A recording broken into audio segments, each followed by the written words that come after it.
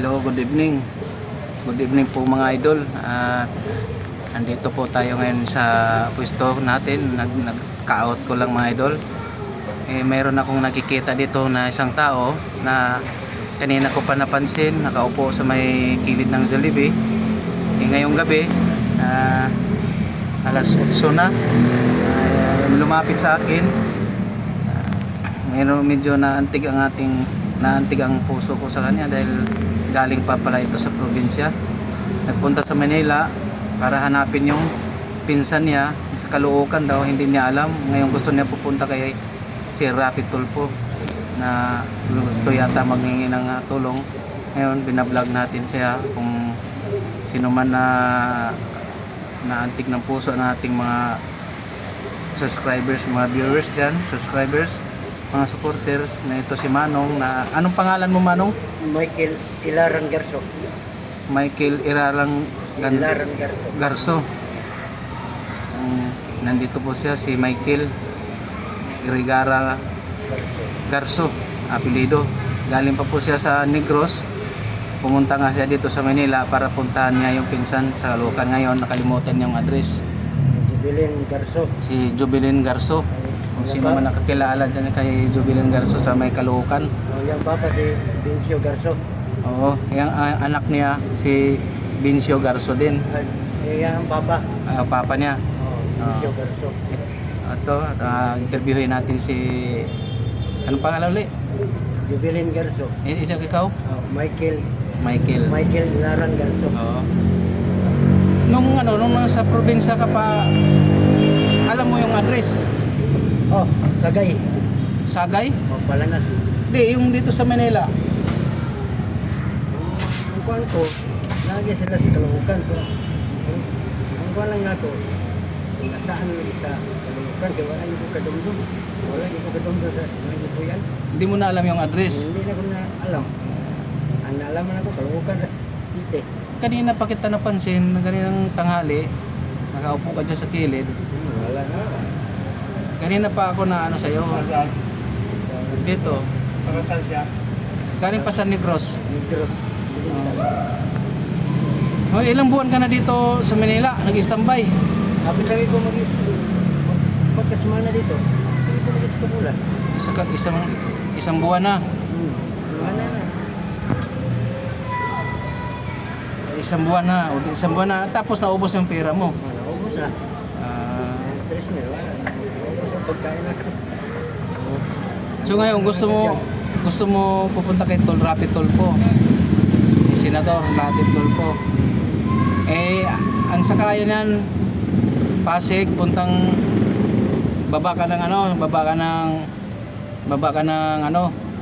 Pasig Palengke. Pasig Palengke. Tapos pagbaba mo ng Pasig Palengke, magtanong ka lang doon kung saan ang station na ni Rapi Tulfo, Senator. Yeah. Magkano mag-complete ka, boss? Siguro mga 20 pa masahe dyan papuntang Pasig Palengke. Makita na ba sa kumpinsa? Wala siguro buhang ko dito. Dito ka lang sa kasi yung mga Dito lang sa... dami bang damit mo dati dala?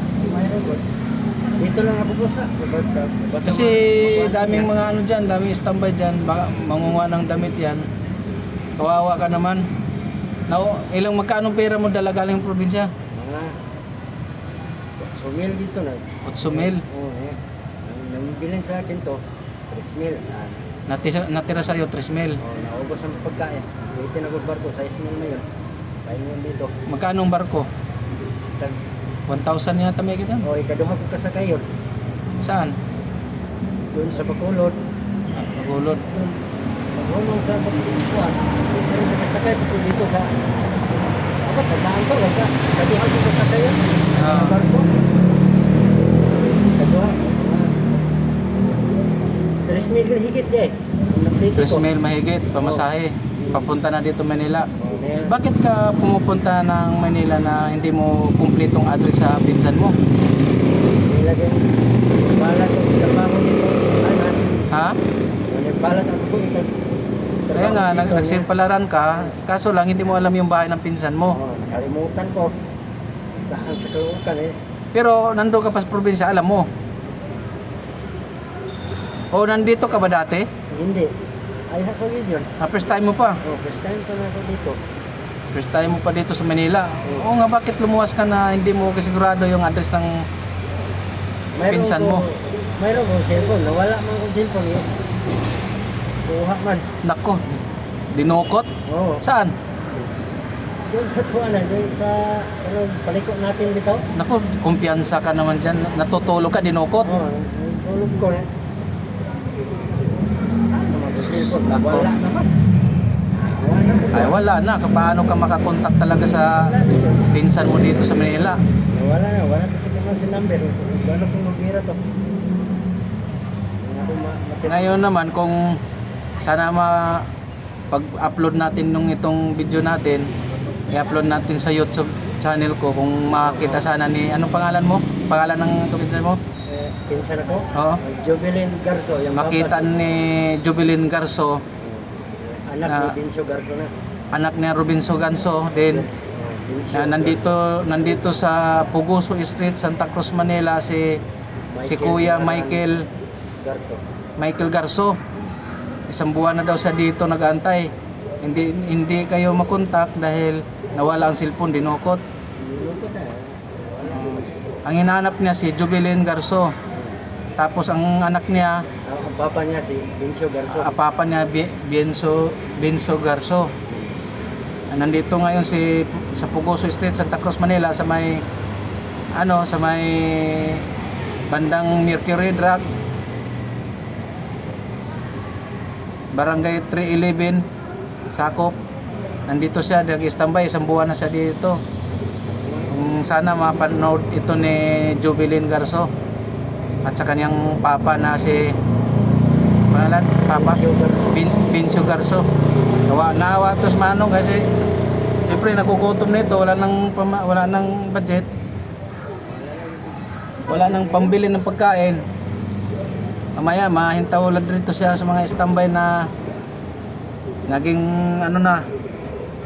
dapat nung bago ka, yun nga, wala kang cellphone, paano mo makontak? Bukot naman.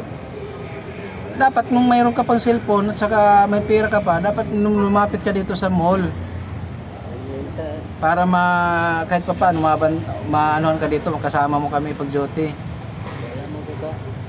Ito po, suportahan po ninyo ang aking YouTube channel, Jerry Bantilan with Brianna.